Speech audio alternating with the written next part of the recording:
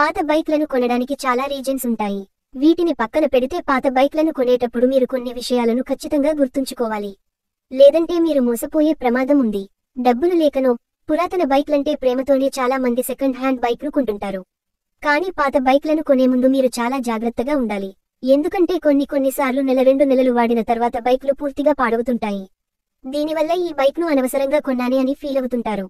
ఇలాంటివి జరగకుండా ఉండాలంటే మీరు vehicle identification number, chassis number, engine number తెలుసుకోవడం చాలా ముఖ్యం.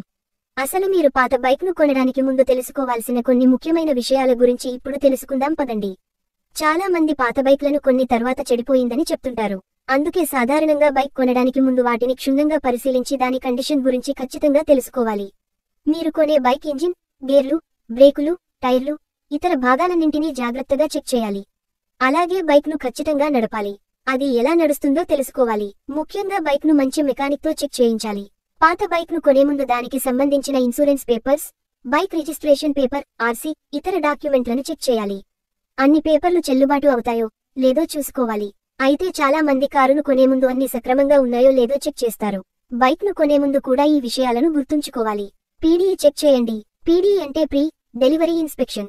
మీరు కొనే బైక్ మంచి కండిషన్లో ఉందని, అందులో ఎలాంటి లోపం లేదని నిర్ణయించుకునే ముఖ్యమైన ప్రక్రియ ఇది.